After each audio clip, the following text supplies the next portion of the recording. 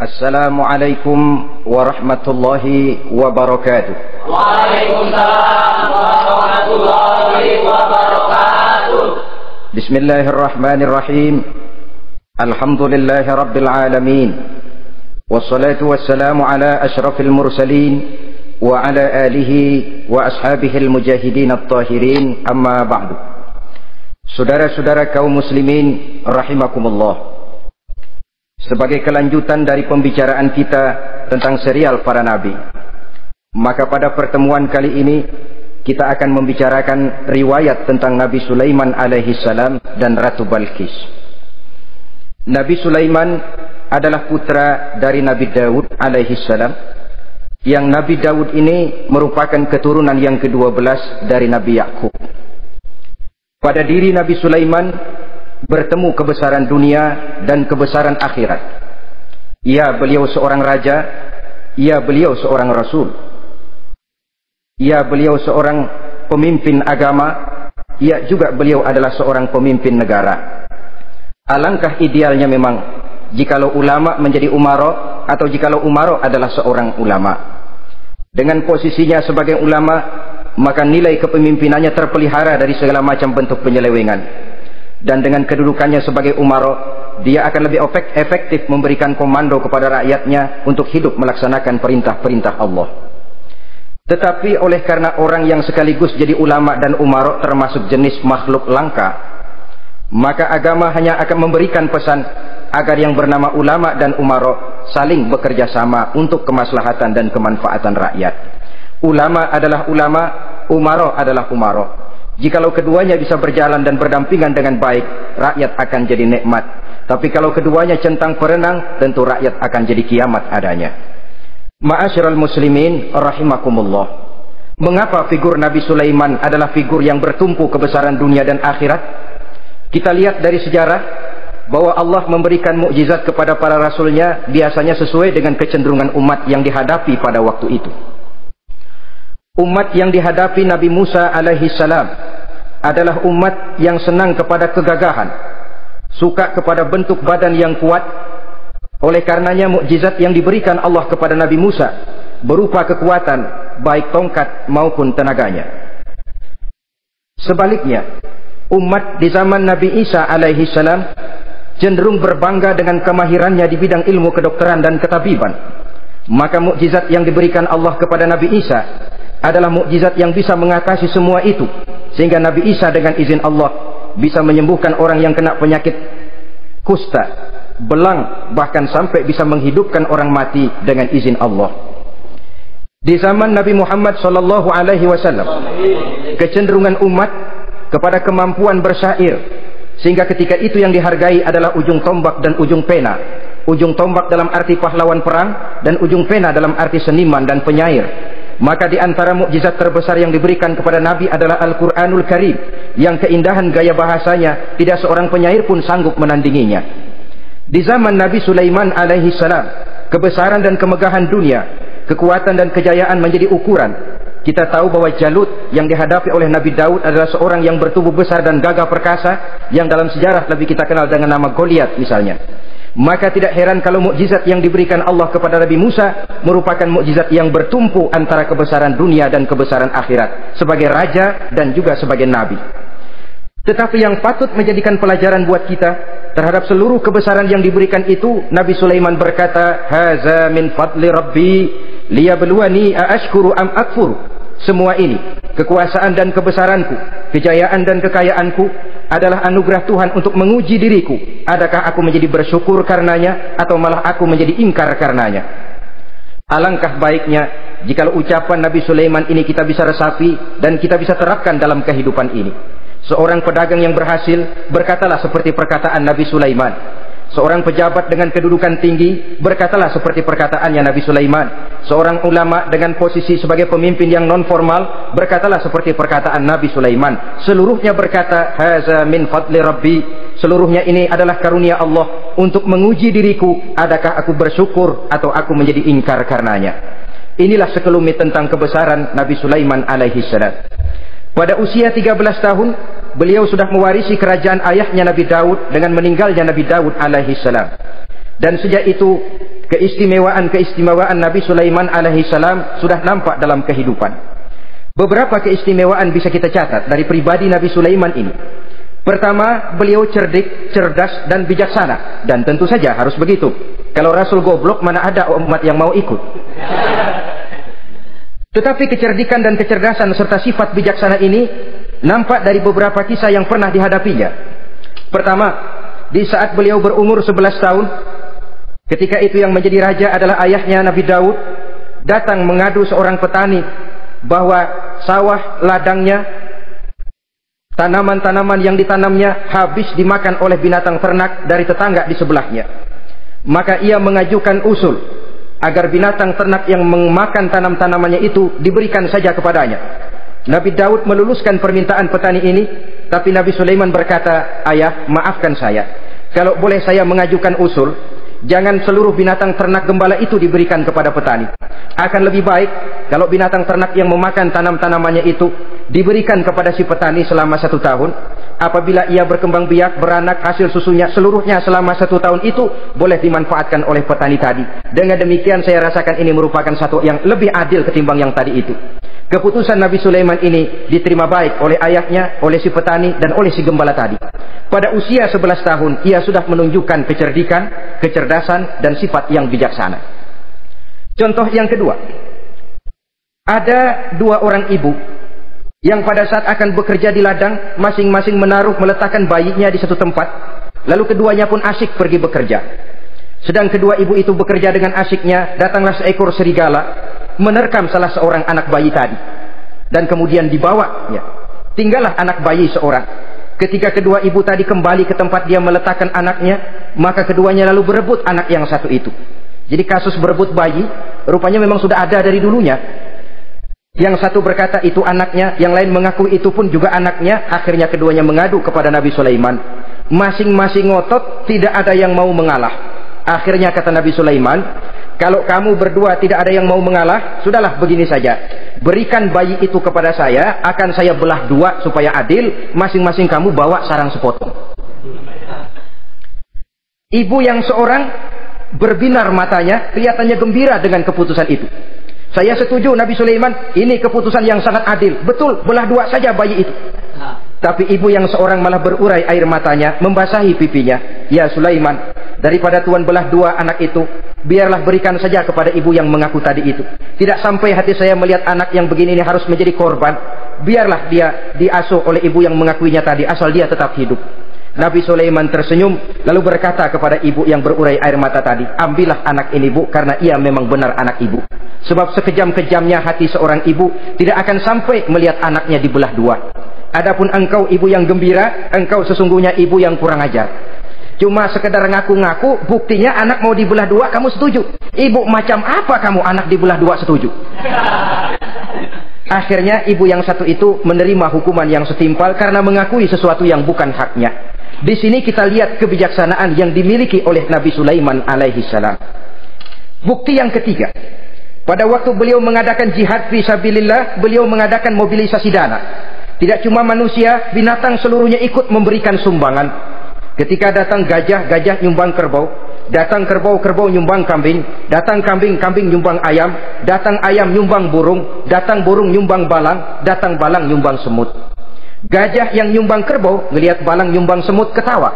"Hei semut, balang, Nabi Sulaiman kamu berikan semut untuk apa kayak gitu kecilnya? Lihatin dong saya nyumbang kebo," kata gajah. Nabi Sulaiman tersenyum seraya bersabda, "Al-hadiyatu biqadril muhdi." Pemberian itu memang sesuai dengan kemampuan orang yang memberi. Kalau gajah nyumbang kerbau itu wajar saja. Gajah besar sumbangannya pun besar. Sebaliknya kalau balang nyumbang semut itu juga memang pantas. Balang kecil sumbangannya pun kecil. Yang tidak wajar kalau ada balang mau nyumbang kerbau, ada gajah nyumbang semut. Di sini kelihatan watak yang bijaksana dari Nabi Sulaiman alaihi salam. Ini merupakan ciri keistimewaannya. Setiap rasul dibekali dengan sifat ini yang namanya sifat fatonah. Cerdik, cerdas, dan bijaksana. Yang ini memang merupakan mukjizat. Kecerdasan seorang rasul tidak merupakan hasil sekolahan, tapi merupakan bimbingan wahyu semata-mata, dan ini yang tidak bisa ditandingi oleh manusia. Jadi jangan lalu ngambil dalih Rasul aja nggak sekolah pintar, lalu ikut nggak sekolah, ya goblok terus. Itu khususiat kok. Sifat yang namanya fatona itu merupakan bimbingan daripada wahyu. Adapun manusia, jikalau dia mau cerdik, jikalau dia mau cerdas, jikalau dia mau bijaksana, dia harus belajar. Ya lewat bangku sekolah, ya lewat teman bergaul, ya lewat bertanya kepada orang-orang pandai, atau autodidak dengan hidup banyak membaca dari kehidupan ini. Dengan demikian nilai kecerdikan, kecerdasan dan kebijaksanaannya akan bisa meningkat adanya. Ini keistimewaan pertama. Keistimewaan yang kedua, Nabi Sulaiman diberikan kekuasaan oleh Allah sehingga bisa menguasai angin, jin, bahkan juga mengerti segala macam bahasa binatang. Menguasai angin, beliau bisa menundukkan angin ribut dan memerintahkannya angin itu. Dalam surah Al-Anbiya ayat 81 kita temukan, wali Sulaiman ar-riha asifatan tajri bi amrihi ilal ardil lati barakna fiha. Dan bagi Sulaiman, ia mampu menundukkan angin ribut yang bertiup menurut perintahnya ke permukaan bumi yang kami berkahi di dalamnya. Menguasai angin, barangkali istilah sekarangnya, memahami betul meteorologi. Itu sebabnya mukjizat hanya diberikan kepada Rasul, orang yang jiwanya sudah stabil. Coba kalau potongan kita diberikan keistimewaan bisa ngatur angin, Saban sehari main angin. Nggak boleh ada orang kita kesel sama orang, undang angin, hantam saja. Maka mukjizat semacam ini hanya diberikan kepada orang yang jiwanya sudah stabil. Ada satu cerita, namanya juga cerita, tapi kebenarannya mendekati. Seorang wali di tanah Jawa sholat Jumat di Masjidil Haram di Mekah itu. Namanya wali kalau di Jawa kan pakai belangkon. Dia sembahyang di Masjidil Haram. Ini ada orang Arab usil, tumben ngelihat belangkon. Ini apa di tengah masjid? Dia tepak belangkon itu, miring di atas kepala. Begitu belangkonnya miring, tanah kayaknya ikut miring. Sehingga penduduk heran, ini apa tanah jadi miring begini? Lalu ada seorang wali juga yang alim dan mengerti, lihat-lihat di tengah Masjidil Haram ada belangkon miring di atas kepala. Jangan-jangan ini sebabnya ini. Dia samperin, dia dananin lagi tuh belangkon rata, tanah kelihatannya kayak rata lagi. Keistimewaan seperti ini pun hanya diberikan kepada orang yang jiwanya memang sudah stabil. Coba kayak kita diberikan keistimewaan kayak begitu, main belangkon melulu. Saudara-saudara kaum muslimin rahimakumullah, juga bisa menguasai jin, memerintahkan jin, dan juga mengerti segala macam bahasa binatang.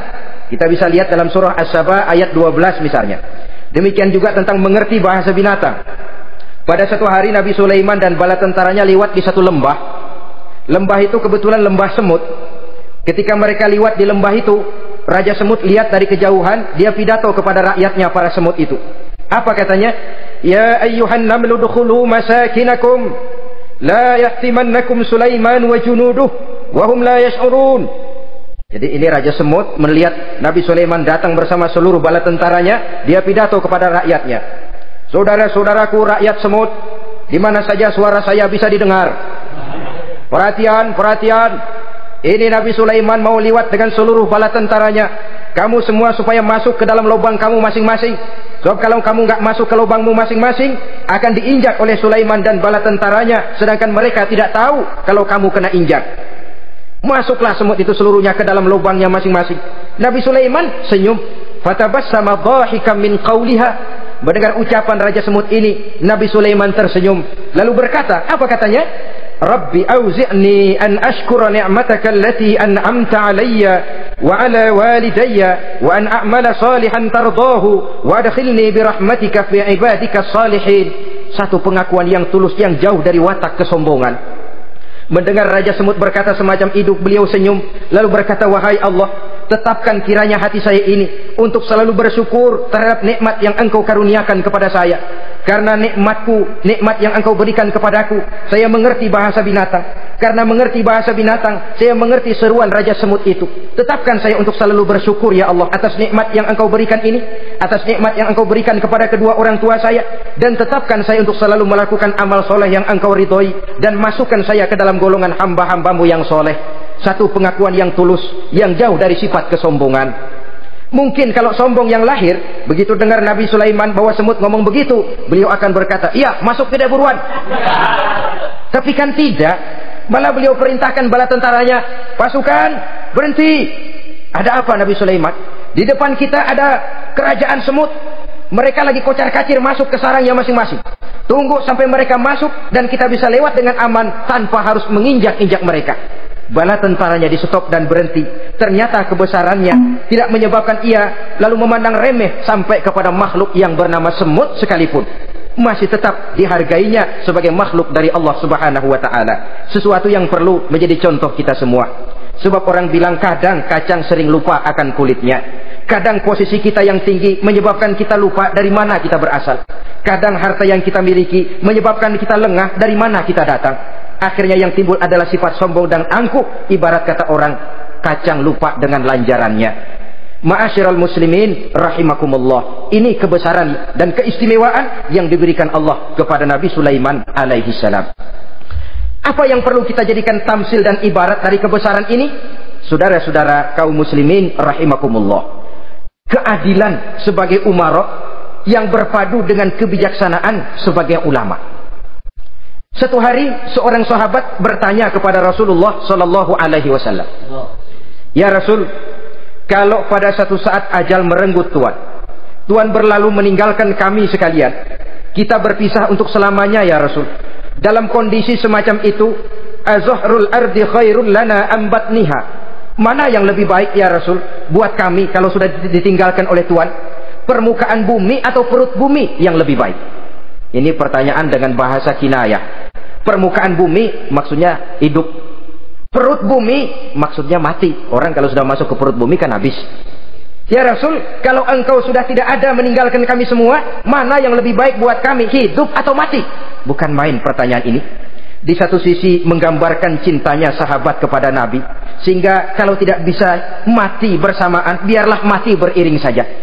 Di lain pihak juga mencerminkan bingungnya sahabat kalau sudah ditinggalkan oleh Rasul. Atas pertanyaan ini apa jawab Rasul? "Kamu nggak usah khawatir. Walaupun aku sudah tidak ada, kembali ke hadratullah azza wa jalla, meninggalkan kamu semua, kamu tidak usah bingung. Dengan syarat, idza kana umara'ukum khiyarukum wa amrukum syura bainakum wa aghniya'ukum askhiya'ukum fa zahrul ardi khairul lakum min batniha." Kalau saja para umara, kalau saja pemimpin-pemimpin kamu adalah orang-orang yang terbaik di antara kamu, dan seluruh persoalan yang kamu hadapi dapat kamu musyawarahkan dengan baik, lalu orang-orang kaya di antaramu adalah orang-orang yang dermawan, ketika itu walaupun aku sudah tidak ada, hidup lebih baik daripada mati. Permukaan bumi lebih baik daripada perut bumi. Dengan catatan 3 tadi. Pemimpinmu orang yang terbaik di antara kamu, segala persoalan kamu musyawarahkan, dan orang kayamu orang dermawan. Walaupun aku tidak ada, hidup lebih baik daripada mati. Tapi sebaliknya kata Nabi, idza kana umara'ukum syirarukum. Kalau umara'mu, pemimpin-pemimpinmu adalah orang-orang yang terjahat di antara kamu. Wa amrukum ala nisaikum, dan segala urusanmu sudah diatur oleh perempuan. Walaupun dia tidak naik di bidang eksekutif, tidak memegang kekuasaan, tapi kekuasaan bayangannya jauh lebih menentukan daripada kekuasaan yang sesungguhnya.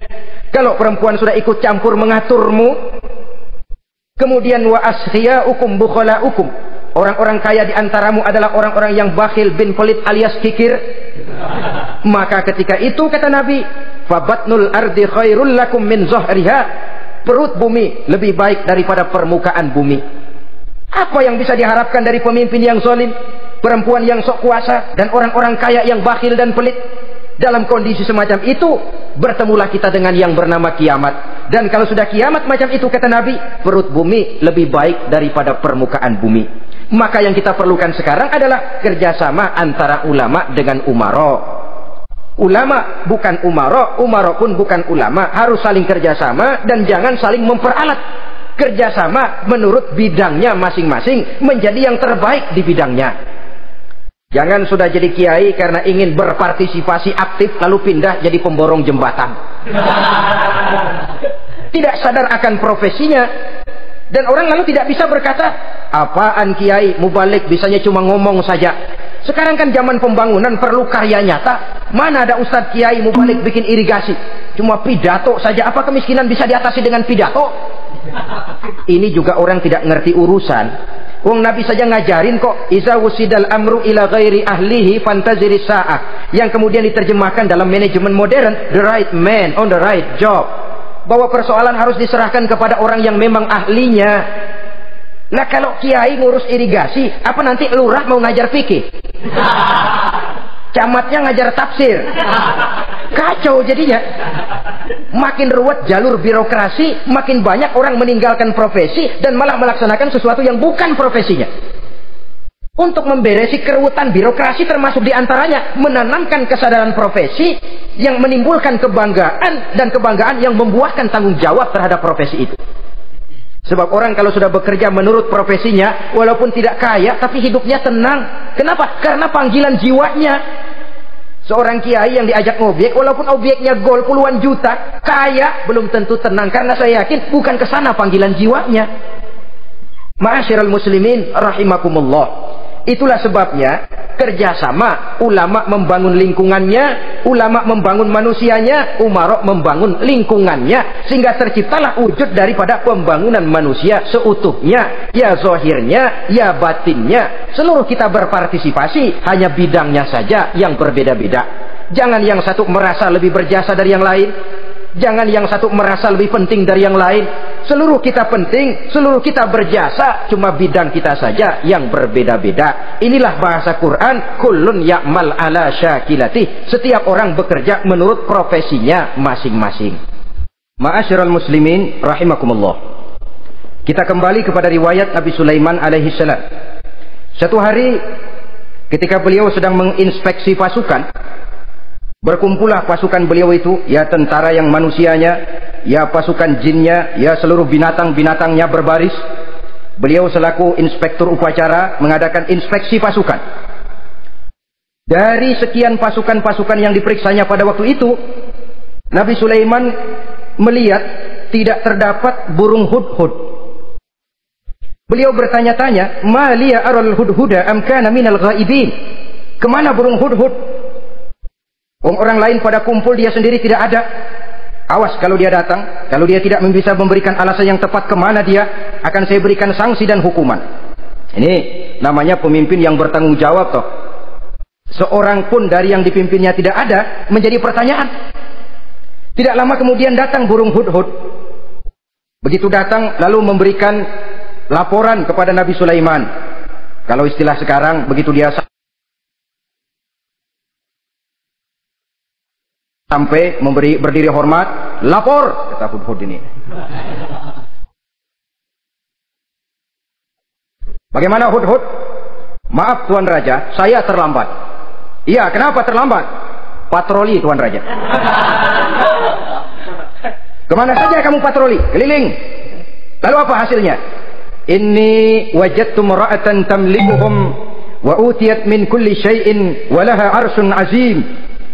Saya baru patroli ke satu negara yang bernama Sabah, Tuan Raja. Sabah, saudara tahu Sabah? Di mana itu? Dekat ibu kota Yaman sekarang. Di sana Tuan Raja, kata hudhud ini, wajadtu imra'atan tamlikuhum. Yang jadi raja perempuan. Kalau Tuan raja besar, Tuan orang laki.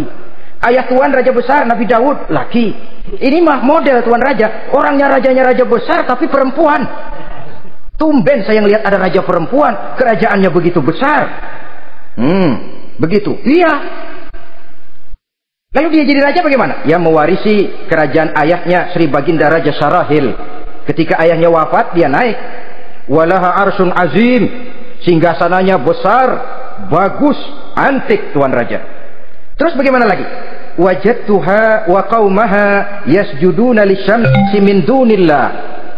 Yang jadi pikiran saya Tuan Raja, dengan kekuasaan yang besar, mereka itu seluruhnya, seluruh bala tentaranya dan kaumnya, yasjuduna lisyamsi, mereka menyembah matahari, bukan menyembah Allah.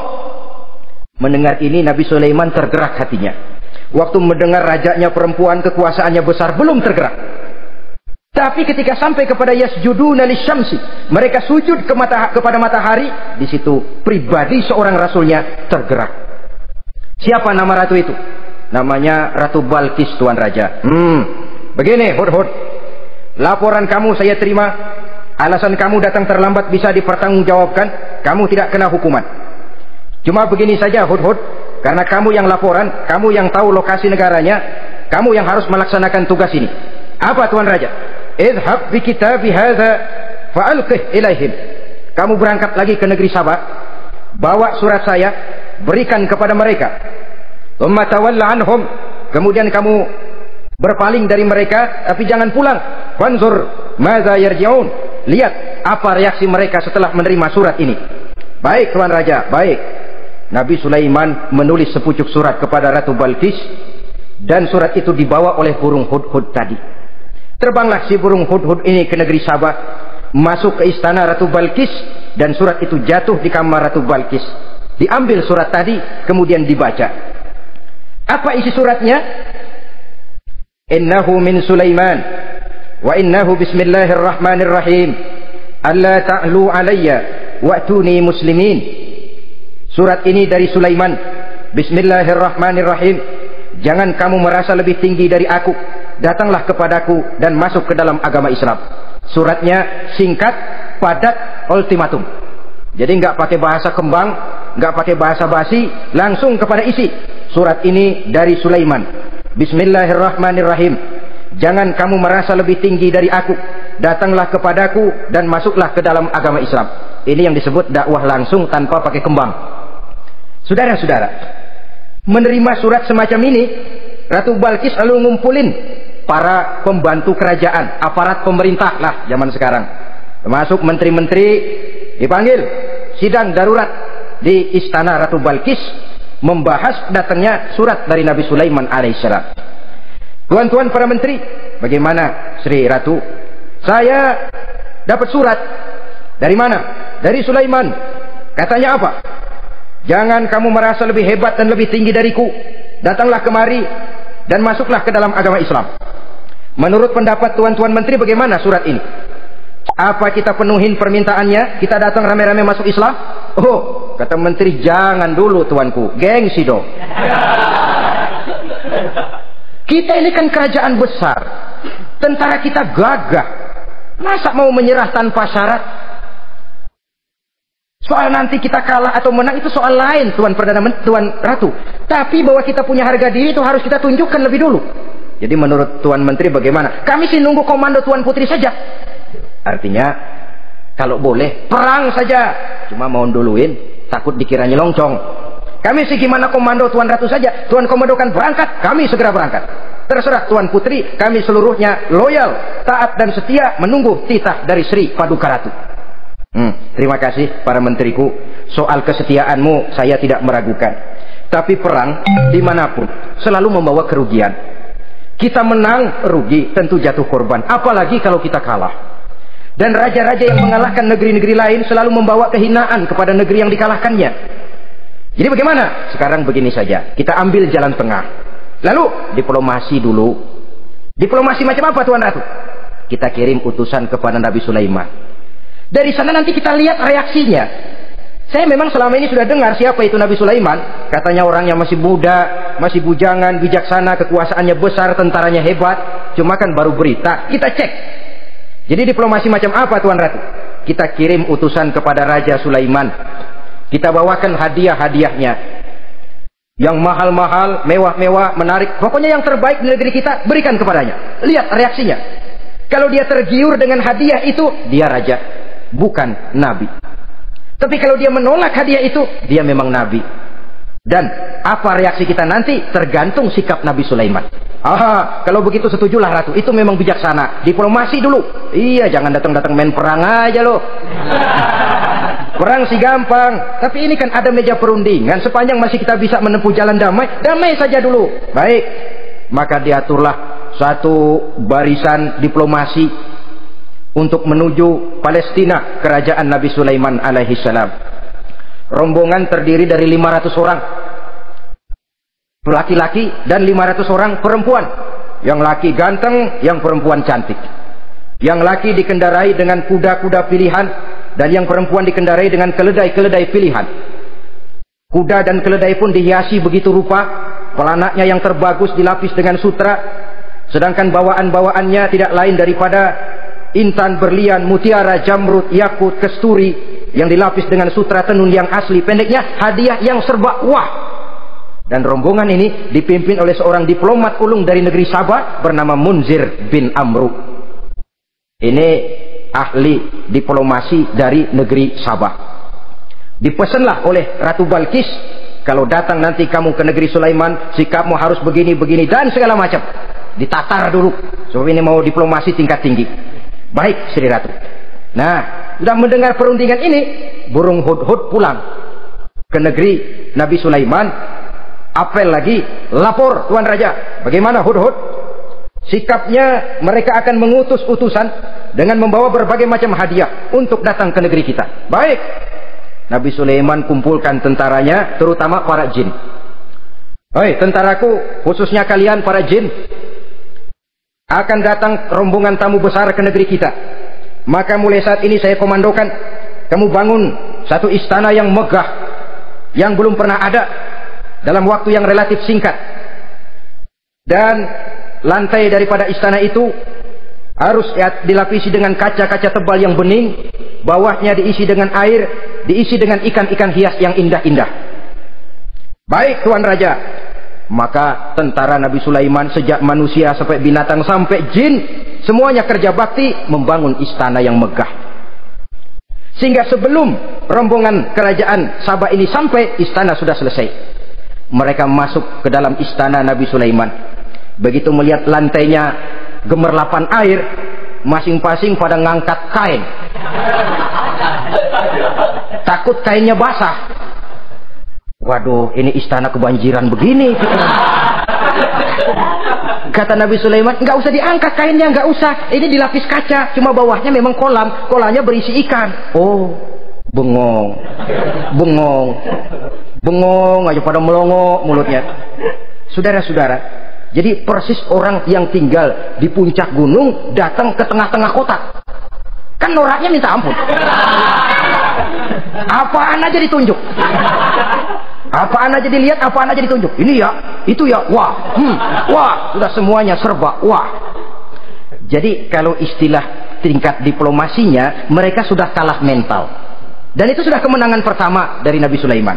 Sudah shock. Mereka merasa negeri Sabah kaya, luar biasa, hebat. Begitu datang ke negeri Sulaiman, mereka jadi orang norak kayaknya. Sudah kumpul, nah selamat datang tuan-tuan ke negeri kami. Ada pesan apa? Majulah Munzir bin Amru.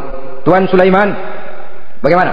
Kami diutus oleh Sri Baginda Ratu Balkis untuk menyampaikan hadiah-hadiah yang kami bawa ini. Intan, berlian, yakut, jamrud, kesturi, dan barang-barang mahal lainnya. Mudah-mudahan Tuhan bisa menerima dengan senang hati. Nabi Sulaiman tersenyum. Lalu beliau berkata, "Atumiddunani bimalin, fama atani Allahu khairun mimma atakum." Kamu mau memberikan saya seluruh hadiah-hadiah permata intan ini? Padahal apa yang telah diberikan Allah kepada saya jauh lebih baik dari apa yang telah diberikannya kepadamu. Kamu merasa bahwa saya kekurangan semua ini? Ketahuilah tuan-tuan, saya punya lebih banyak dari apa yang tuan-tuan berikan sekarang ini. Irja' ilaihim, bawa pulang kembali seluruh hadiah ini. Sampaikan salam saya kepada ratumu, Ratu Balkis. Falanatiyannahum bijunudin la qibala lahum biha. Kalau mereka tetap tidak mau datang menyatakan keislaman, kami yang akan datang ke sana dengan seluruh bala tentara kami yang mereka pasti tidak akan sanggup menghadapinya. Saudara bisa baca dalam surah An-Naml ayat 36. Saudara hadirin ma'asyiral muslimin rahimakumullah. Kalau orang sudah silau dengan yang namanya upeti, hadiah, harta, secara mental dia sudah jatuh. Andai kata ketika itu Nabi Sulaiman menerima seluruh hadiah tadi, maka misi kerasulannya tidak akan jalan. Wibawanya hancur, dan dia tidak akan sanggup lagi mendakwahkan Ratu Balkis untuk masuk ke dalam agama Islam. Dia akan jadi cemoohan di negeri Sabah. Sulaiman ngomong aja dikasih hadiah telap. Nah, ternyata ada yang lebih mahal dari harta. Ada yang lebih mahal dari intan dan mutiara. Ada yang lebih mahal dari pangkat dan kedudukan. Apa dia? Harga diri. Dan itu yang langka sekarang ini. Lebih baik jalan kaki tapi kita bebas mendongakkan kepala kemanapun kita mau, daripada naik mobil empuk tapi mata nunduk saja nggak berani lihat ke atas. Kehilangan harga diri. Ulama yang kehilangan harga diri akan menyelewengkan ayat. Pejabat yang kehilangan harga diri akan melakukan segala macam penyelewengan dan lain sebagainya. Harga diri sesuatu yang mahal, terutama di kota-kota besar, kota-kota yang menyandang gelar metropolitan, biasanya harga diri ini sudah tidak dihiraukan orang lagi. Cuma untuk uang yang relatif kecil, cuma untuk kedudukan yang temporer, orang tidak segan-segan mengorbankan sesuatu yang paling mahal yang bernama harga diri.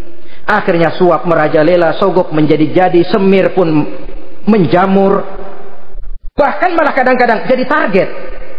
Sehingga ada pernah berita jabatan wakil gubernur katanya dikomersilkan, siapa yang bisa memberikan sekian puluh juta dia akan naik. Ini kalau sudah begini, ya salam. Orang itu kalau memperoleh satu jabatan karena mengeluarkan banyak uang, percayalah saudara, begitu dia naik ke jabatan itu, langkah pertama yang dia lakukan, bagaimana supaya uangnya bisa kembali.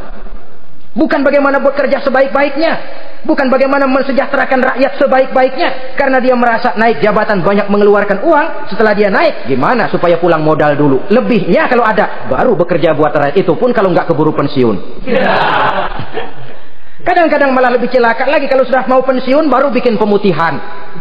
Wah, saya baru rajin iktikaf di masjid, pergi haji. Kenapa? Udah pensiun. Tapi waktu masih aktif, tanda tangan masih laku, nota masih dihargai, kata belece masih berwibawa, lupa berbuat untuk hari depan dirinya sendiri, yaitu akhiratnya, konon lagi untuk umat dan agamanya. Jadi untuk mengabdi, berbuat baik kepada umat, berkhidmat kepada agama, iktikaf di masjid, tuan-tuan, tak usahlah nunggu sampai pensiun. Manfaatkan posisi yang tuan-tuan punya sekarang ini untuk beribadah dengan sebaik-baiknya. Itu pun masih bersyukur, masih bisa mengadakan pemutihan daripada tidak sama sekali. Cuma alangkah akan lebih efektifnya lagi kalau itu diawali pada saat kita masih mempunyai posisi kunci. Ini reaksi Sulaiman, saudara-saudara. Diberikan hadiah yang mahal, atau midunani bimalin, kamu mau nyogok saya dengan hadiah ini yang diberikan Allah lebih hebat dari yang kau bawa sekarang ini. Apa yang saya cari? Oleh Allah saya telah diberikan sesuatu yang lebih besar dari yang kau bawa. Sudah, bawa pulang saja, sampaikan salam kepada ratumu. Kalau dia tetap ngotot tidak mau kemari, saya yang akan datang ke sana dengan seluruh bala tentara yang saya yakin sampean akan kewalahan ngadepinnya. Pulang, sampaikan salam saya, bawa seluruh hartamu. Diplomasi tahap pertama menang total. Utusan Raja Sabah sudah kalah mental, kalah juga fisik. Pulanglah mereka dengan membawa kembali seluruh hadiah yang mereka ingin sampaikan tadi. Bisa dibayangkan mentalnya itu, ya. Sama juga kita sudah punya niat ingin menyogok seseorang, tahu-tahu yang mau disogok nggak nerima, pulang kayaknya muka kan berlipat. Sulit ketemu orang. Jadi perasaan kita orang pada ngetawain aja. Padahal orang mah nggak tahu persoalannya. Itu sikap mental sendiri itu. Jadi memang saudara-saudara ini berkaitan. Walaupun yang mau nyogok banyak, kalau yang disogok nggak mau, nggak jadi. Walaupun ada yang minta disogok, kalau yang mau nyogok nggak ada, juga nggak nyetel. Nah ini nyetel, yang mau nyogok banyak, yang disogok pun ada. Jadilah perbuatan itu. Ma'asyiral muslimin rahimakumullah. Sampai mereka di kerajaan Sabah, mereka ceritakan itu, Ratu Balkis bengong. Ternyata yang saya dengar selama ini memang benar rupanya. Sulaiman bukan cuma raja, tapi juga rasul. Bukan cuma pemimpin negara, tapi juga pemimpin agama. Lalu bagaimana, Sri Ratu? Biar saya pikir-pikir dulu. Pikir. Bagaimana ya? Sudahlah, begini saja. Kita sekarang berangkat ke negeri Nabi Sulaiman. Saya yang akan langsung memimpin rombongan. Ada dua tujuan Ratu Balkis sebenarnya. Tujuan pertama ingin melihat dengan mata kepala sendiri kebesaran Sulaiman yang selama ini dia cuma dengar beritanya saja. Yang kedua, ada udang di balik batu. Kalau setelah Nabi Sulaiman nanti melihat kecantikan Ratu Balkis ini, dia bisa fly. Nah, istilah anak sekarang, dia bisa fly. Nah, siapa tahu kan karena kecantikannya Nabi Sulaiman lalu jatuh hati dan Dewi Amor pun bicara. Nanti bila mata bertemu mata, bibir ikut senyum, hati berdetak. Maka terjadilah magnet-magnet saling bersentuhan, percintaan tingkat tinggi. Kan lumayan dapat suami, dapat pacar seorang raja besar. Jadi dengan harapan ini berangkatlah Ratu Balkis ke negeri Nabi Sulaiman. Hud lapor lagi. Lapor. Gimana Hud? Ini Ratu Balkis yang mimpin sekarang. Baik, kita siap-siap. Begini saja, kata Nabi Sulaiman. Siapa yang bisa bawa singgasana Ratu Balkis ke sini? Jin Ifrit tampil. Saya. Berapa lama kamu perlukan untuk membawa singgasana Ratu Balkis kemari?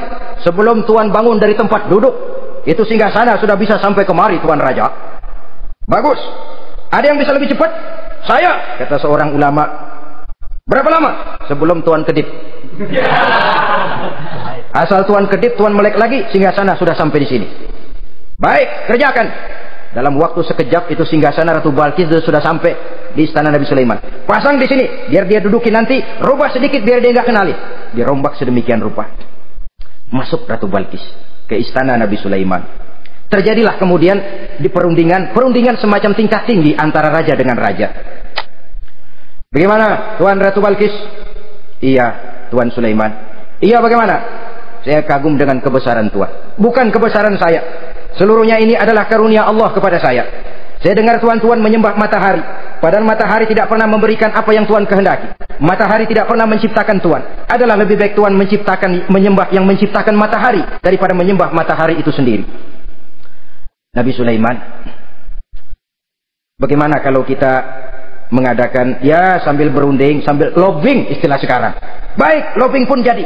Berjalanlah meninjau seluruh pelosok istana Nabi Sulaiman alaihi salam. Seperti halnya bala tentaranya, Ratu Balkis juga sampai di lantai kaca, angkat kain. Kata Nabi Sulaiman, jangan diangkat tuh kain. Ini bukan air, istana kaca.